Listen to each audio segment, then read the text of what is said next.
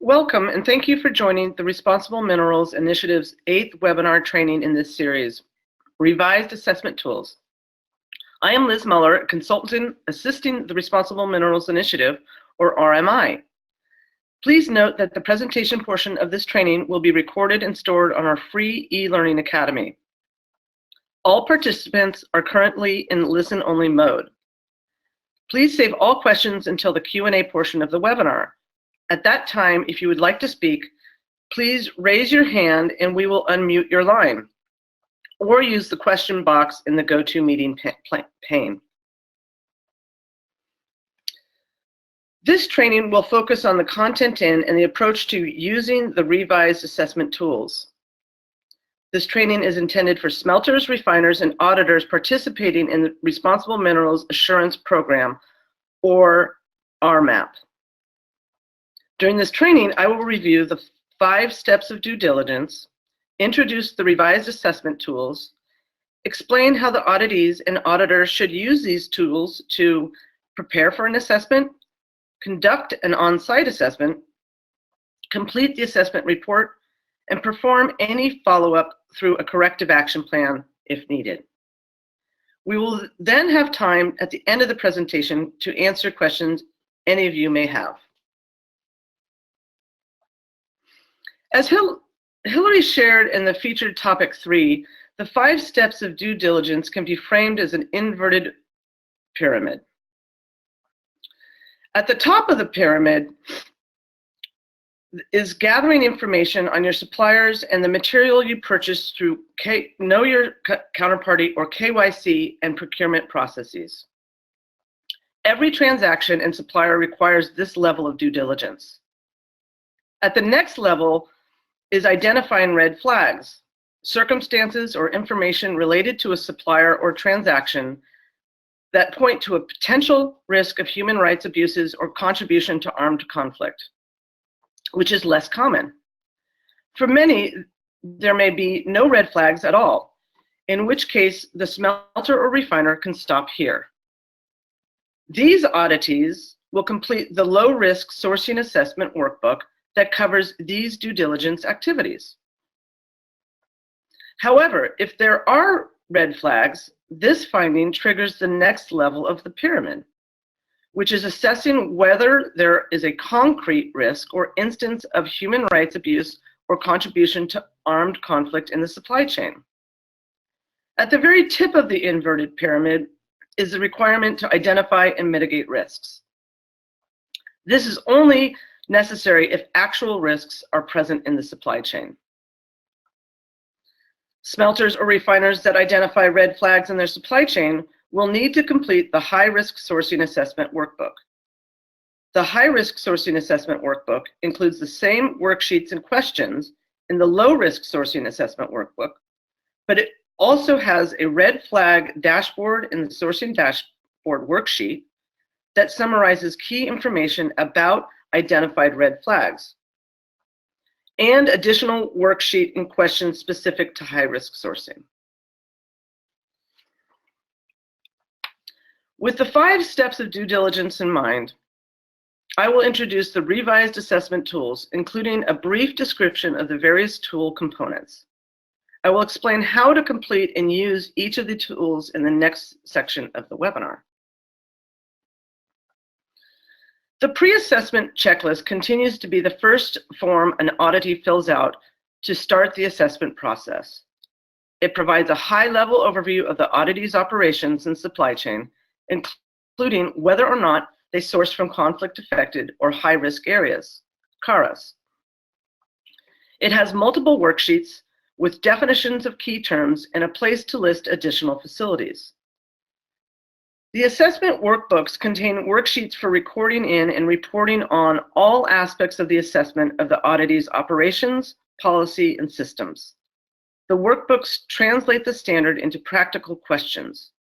There are 2 types of workbooks: low-risk sourcing assessment workbook, or low-risk workbook, for auditees that do not source from CARAs or have not identified red flags in their supply chain. High-risk sourcing assessment workbook, or high-risk workbook, for oddities that do source from CARAs or have identified red flags in their supply chain.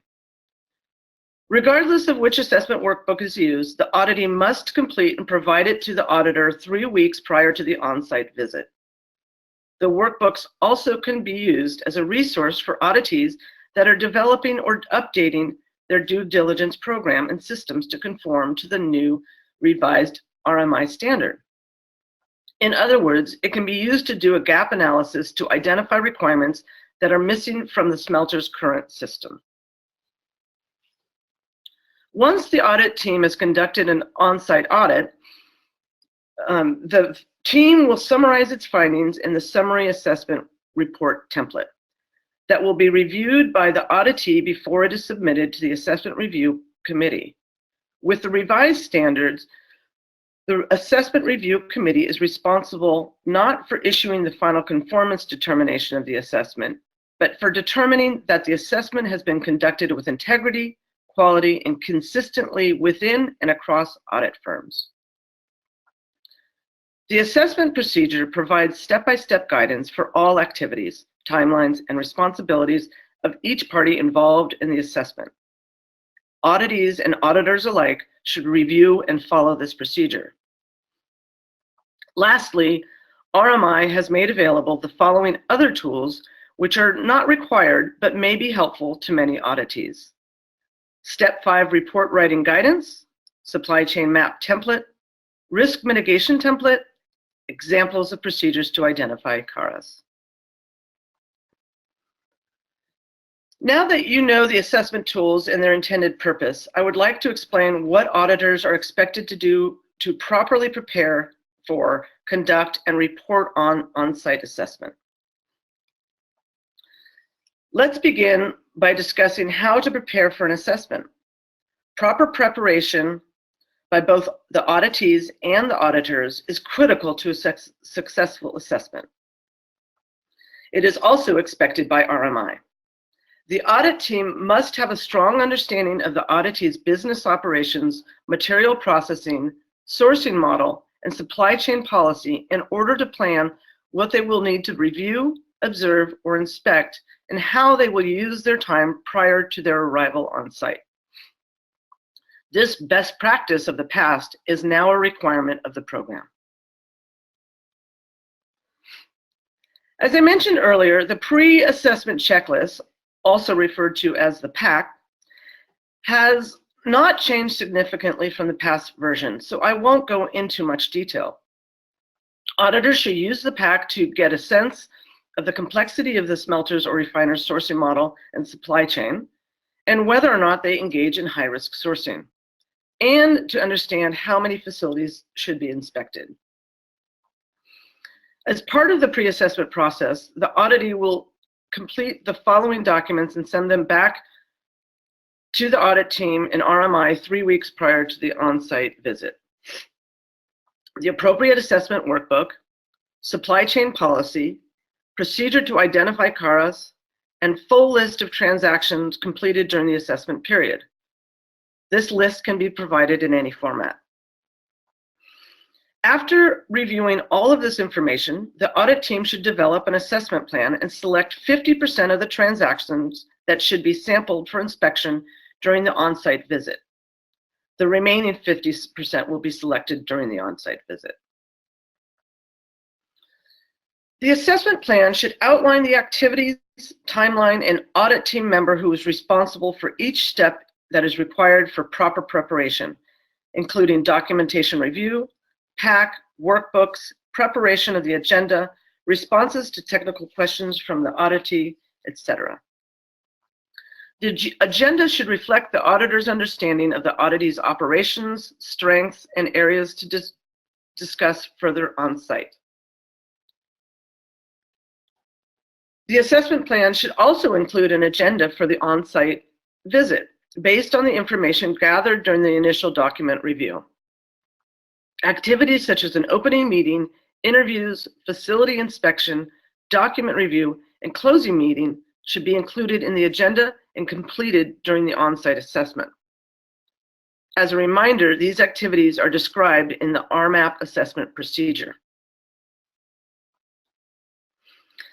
As I mentioned earlier, both assessment workbooks consist of 4 sections that cover elements of a due diligence management system that applies to all participating smelters or refiners, regardless of the risk level in their supply chains.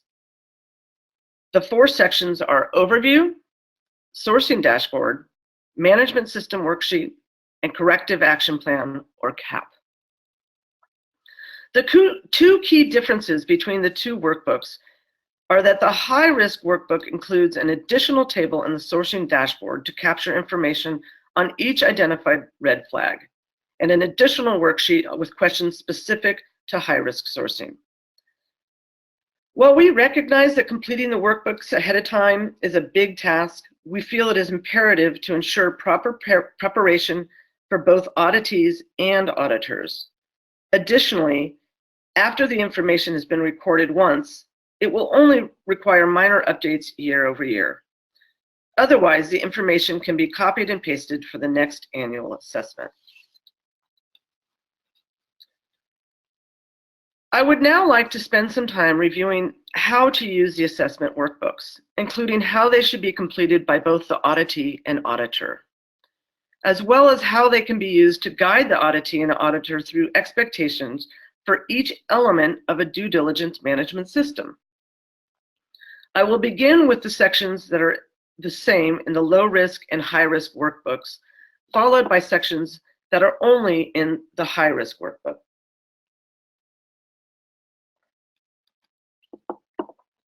I would like to show you a great new feature that each assessment tool offers the users. On the top of the first page of the tool, the user can select from a list of 8 available languages, and all of the questions in that document will be translated automatically. The first sheet of the assessment workbook is the overview sheet. This sheet, which you can see is accessible by clicking on the Overview tab at the bottom of the Excel workbook, captures basic information about the company, such as address or contact information. It also serves as a checklist or a reminder of the documents that must be provided to RMI, as well as the audit team 3 weeks prior to the on-site visit: the PAC, workbook, policy, and the KARAS identification process. Mapping the supply chain is an important step that all auditees must take to assess risks, both supplier and material risks in their supply chain.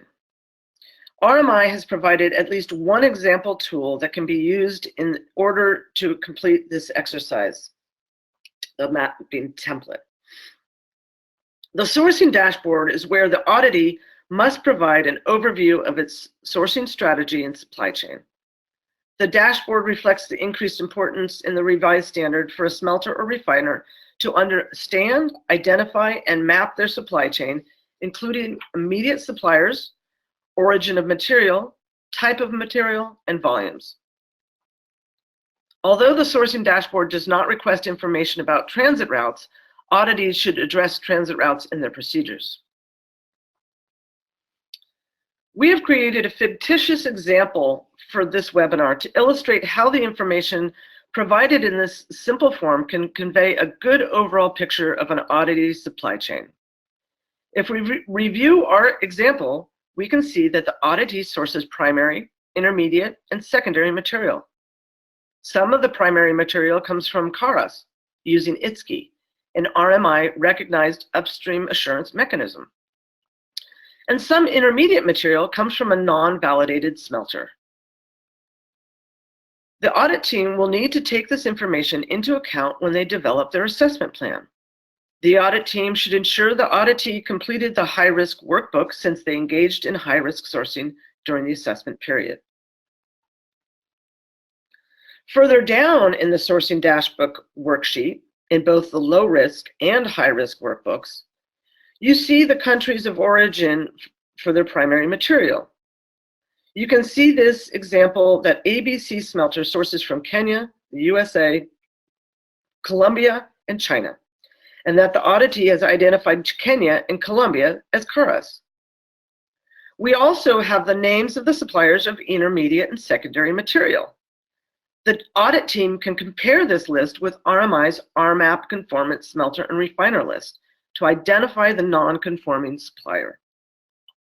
If warranted, they can conduct some research on the supplier to learn a bit more about them, something that can be done in advance of the on-site audit.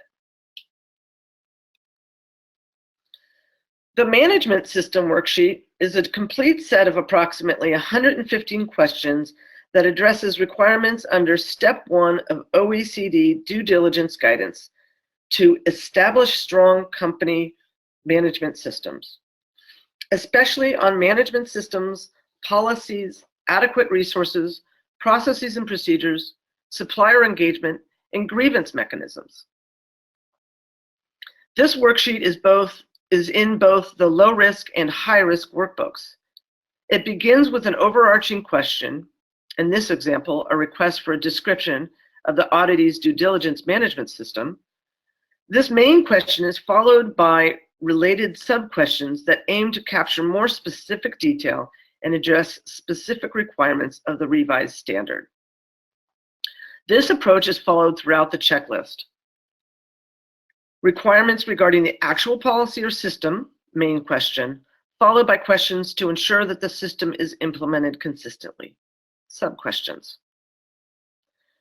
The new checklist contains a lot more questions than the previous management system checklist because it covers all critical requirements set forth in the revised standard.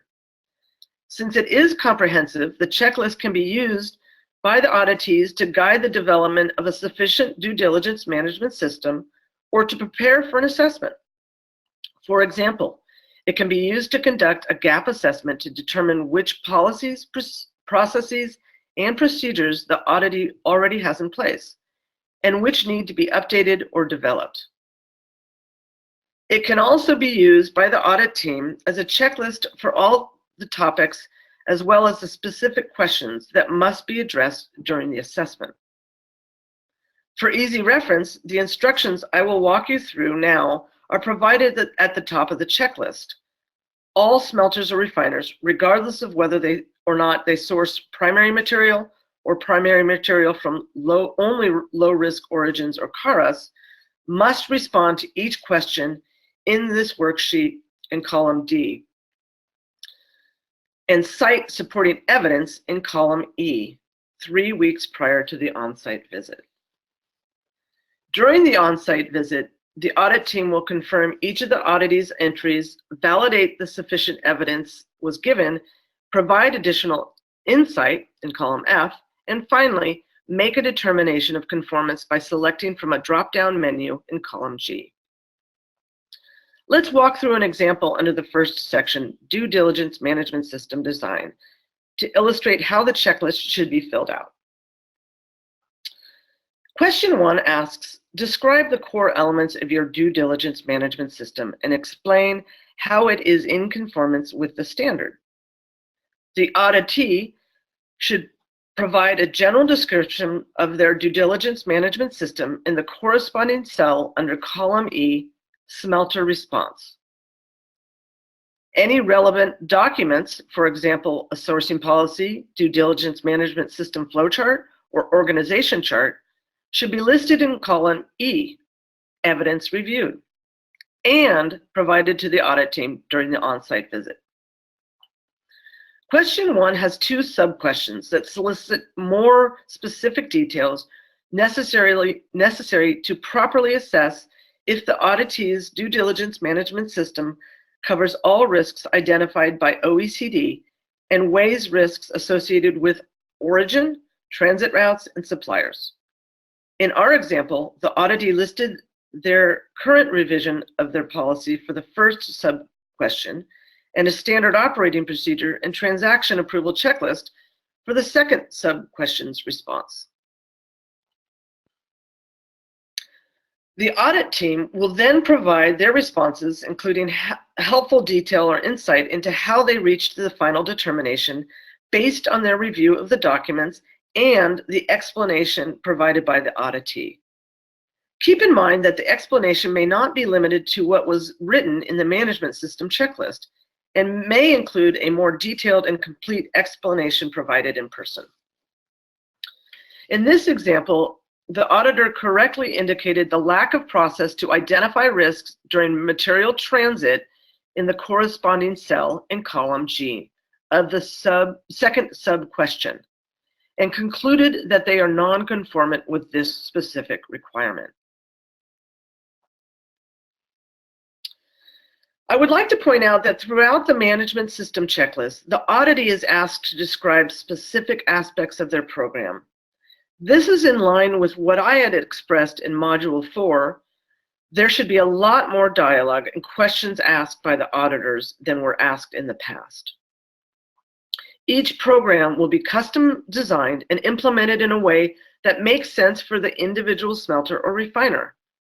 This requires that they provide ample explanations as to what their policy and expectations are, how they achieve these policies and meet these expectations, and how they monitor their program for inconsistencies or abnormalities, such as possible risks, or opportunities to continuously improve their processes and overall program. You will find terms like these throughout the assessment workbook. Describe the core elements of, describe the process to, provide examples, can you confirm?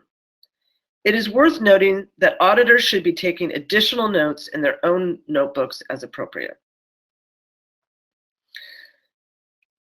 As I mentioned earlier, the high-risk workbook includes all of the sections in the low-risk workbook that I just presented, as well as an additional table in the sourcing dashboard with information about identified red flags and an additional worksheet or checklist with questions specific to high-risk sourcing.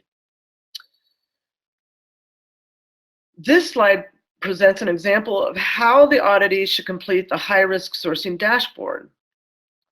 The auditee should first identify the risk category, supplier or origin, from the drop-down menu in column A. If the red flag is country related, the worksheet will automatically black out the next column, supplier name, because this information is not required for this type of red flag. You can see this in the second listing here. The auditee should complete all required sections, including selecting the type of red flag identified from a drop-down list in column E and providing additional detail in column F. The intention of the high-risk sourcing questions in the high-risk workbook is to help inform the auditee's step 2, identify and assess risks in the supply chain, and step 3, design and implement a strategy to respond to identified risk, measures under the OECD guidance. Approximately 75 questions specific to how the auditee identifies, assesses, and responds to risk in their supply chains are included. They are organized in the following sections. Risk assessment. These questions cover conditions in the supply chain map, KYC of suppliers, current CARAS information, and upstream risk assessments and processes. Risk mitigation section addresses what processes and evidence indicate that the auditee has systems to report findings, develop risk mitigation plans, evaluate influence on supply chain actors, engage stakeholders, and continuously improve their system. Upstream assurance mechanism, if applicable. These questions are specific to how the auditee conducts due diligence of material that has been managed through upstream assurance mechanisms, including if the auditee understands, reviews, and assesses information they provide, and has processes to address discrepancies and to mitigate risks. For example, does the auditee segregate and secure material associated with discrepancies or identified risks until the concerns have been resolved? Note that auditees that only source high-risk material from an approved upstream assurance mechanism can hide the first 2 sections on risk assessment and risk mitigation because the upstream assurance mechanism will address these requirements on the auditee's behalf. And finally, step 5, reporting. This section consists of 2 key questions related to whether or not the auditee has a methodology to identify, assess, and mitigate risks, and whether or not they have actually reported on any related activities. This next slide shows what a completed high-risk question checklist would look like. I won't go through this in detail, but I do want to point out that when evaluating, or if you are a smelter or refiner developing, the high-risk sourcing elements of the due diligence management system, it is equally important to have evidence that appropriate processes exist and are consistently implemented. Upon completion of the on-site assessment, the audit team should work with the auditee to develop a post-assessment plan that establishes timelines and persons responsible for completing the required activities: workbook completion, draft summary report preparation, report review, report revision, and report finalization. After all the preparation and a successful RMAP assessment, the audit team will provide a summary of the auditee's operations, sourcing programs, and conformance or non-conformance with the standard. The auditor must demonstrate or make a case for how they drew their conclusions on site. The report will be reviewed by the auditee before it is submitted to RMI and the Assessment Review Committee, ARC, just as it has been done in the past. The report is divided into two parts to allow auditees to share the first portion, which does not contain any confidential or otherwise sensitive information, in their public disclosures. This first part includes a title page that presents basic information about the auditee and the assessment: name of the auditee, audit period, assessment scope, and objectives, citing the subject mineral and referencing the RMAP standard. The next slide looks at the summary report conclusion. This section also includes a table of possible conclusions from which the audit team will indicate their overarching conclusion. I should note that there is also a place for the audit team to highlight any strengths of the auditee's due diligence management system. The second portion of the report that contains confidential information, which will not be shared publicly, allows the auditor to go into more detail on any areas of nonconformance, any continuous improvement measures the auditee has taken, and provides details of the assessment, such as the methodology used and the topics discussed at the opening and closing meeting. In addition to a completed workbook and an assessment summary report, some assessments will reveal the need to develop a plan to address areas of nonconformance. This is the corrective action plan, or CAP, that we mentioned at the beginning of this training.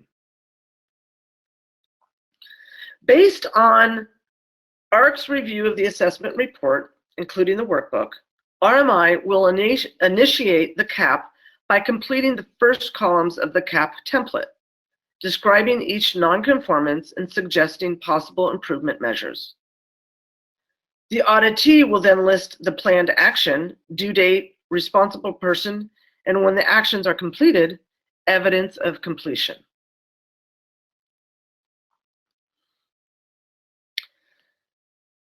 Let's take a moment to summarize what we have covered today during this training. I reviewed the 5 steps of due diligence, introduced new assessment tools, and explained how auditees and auditors should use these tools to prepare for an assessment, conduct an on-site assessment, complete the assessment report, and perform any follow-up through a CAP if needed. That brings us to the end of today's presentation. We will now open the line for questions and answers. If you would like to speak, please raise your hand and we will unmute your line. You may also write questions in the chat box.